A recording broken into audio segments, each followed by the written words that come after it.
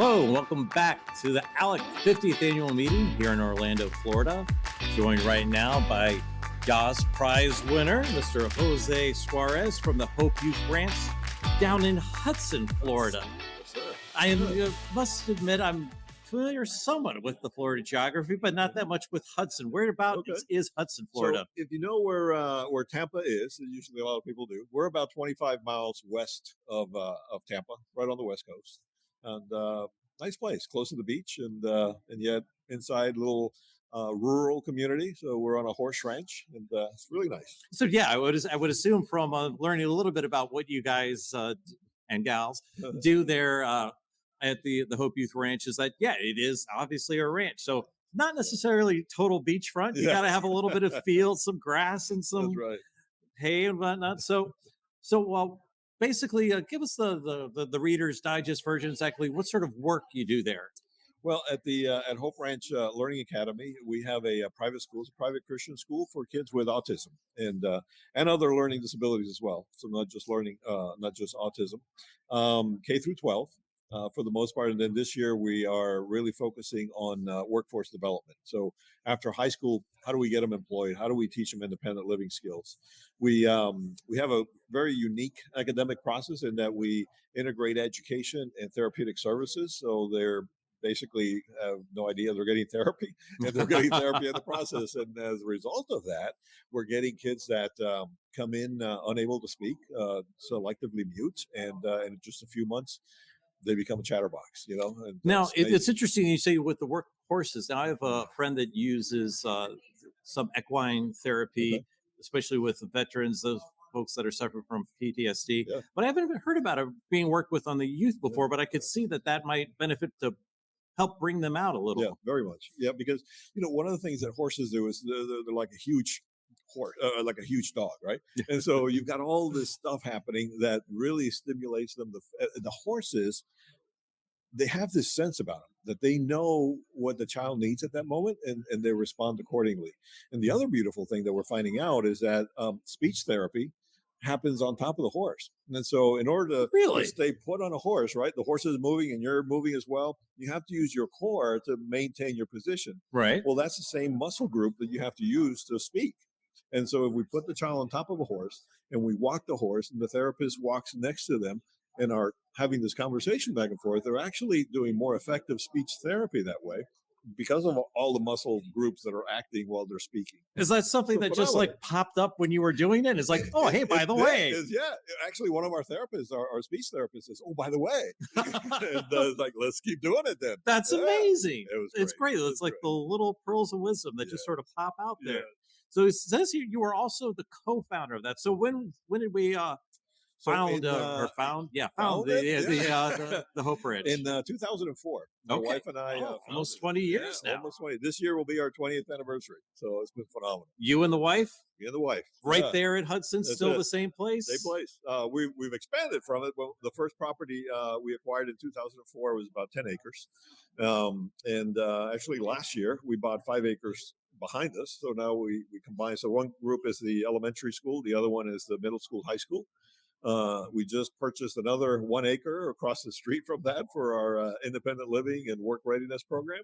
And then we're eyeing another 2 properties for further expansion. So that's fantastic. Well, how many kids do you usually have in your program? So it's been interesting because every year we have been growing at about 20% rate every year, 20% increase, 20% increase. And we thought that was pretty good.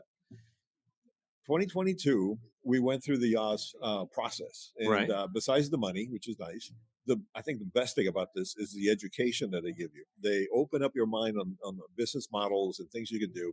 And so we went from 1 year from 2020, 20% increase to 100% increase.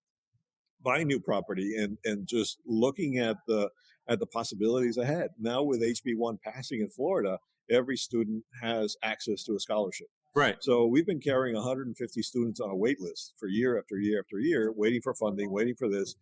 This year, that 150 list went down to 30. So it's no longer about funding. Nothing. It's more about how many capacity. rooms or how many people Yeah. can fit in the classroom. Yeah. So now you got to keep on expanding. That's it. And You know, that's we what were I'm- talking to Kanisha earlier. She's going from Georgia down to South Carolina and Yes, Oklahoma. Yes. Are we staying put in So- Hudson? Or are we looking for Well, other opportunities For and right now, possibilities? we're staying put right now because we what we're looking at is developing a full model, right? So right now we start in kindergarten. We're doing a really, really great job all the way through 12th grade. The missing link now is before they get out of 12th grade is to connect them with jobs. Your workforce development. Workforce development. Round that group up. So now the young adult graduating with a high school diploma, a certificate or two, and a good paying job. Then we can replicate that because that's a full service model. Yeah. Well, you say you and your wife founded this. Why did you found it? What was the overall inspiration to do such a thing?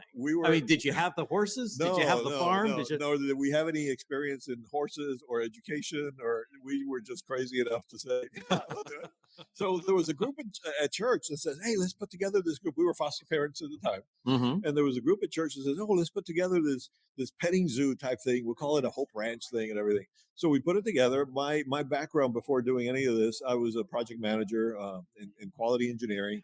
And so I knew how to do project management and the steps and this and that. So I put the whole plan together. And when it was time to implement, everybody disappeared. It's like, no, we were just kidding. Well, Jose, congratulations. Yeah. It's great. Enjoy your new job. You want my what? And that's what happened. My wife and I looked at each other like, we can do this. And off we went. And it's been, man. Yeah, we started the first year in 2004. I think we had six or eight children. And at present, we have 300 this year. And the waiting list, even though we got it down to 30 or 40, it's still growing. Today, I got 2 more referrals that wanted to come in. So, well, amazing. I would expect that when you started things overall, like you said, you had 8 students, 8 students overall, and varying ages. And so you don't really necessarily have a curriculum. So that's something you were forced to create and build and alter and fix over time. Right. And the curriculum has to be individualized to the learning needs of the child and the learning level of the child. So it's not just, oh, here's the book, we're going to start, because that's what a lot of the public school system do. There's a cookie cutter and everybody has to fit there. And then these kids, our kids, are getting left behind because it doesn't work for them. And so the approach we took is let's develop a business model that can work within the sustainable within the scholarship amount. So we're not having to do a lot of fundraising and this and that, but that it doesn't compromise the quality of education. And at the same time, individualize it so that the child learns the way we're teaching. Not they don't have to learn the way we're teaching. We have to teach the way they learn, which is totally different. It's a very, very interesting concept. Yeah, we've talked to some of the other prize winners, and it's interesting that each and every one of them always goes back to the idea of it's about the child, it's about the student, that they're the needs that we have to fit. Whereas what we have today, probably what you went through, what I went through, was more of the educational industrial complex of you go boom, boom, boom, teachers, classes, everybody, what my brother who's 6 years older than me learned in this fashion. It's the same thing that I'm doing. And if you don't fit that, that's it. Off to the side you go. Yeah. So what's the main workforce thing that you're doing? So the main workforce we're calling a Hope for Tomorrow. Hope for Tomorrow, we partnered with Vocational Rehabilitation Services. We became a provider for them.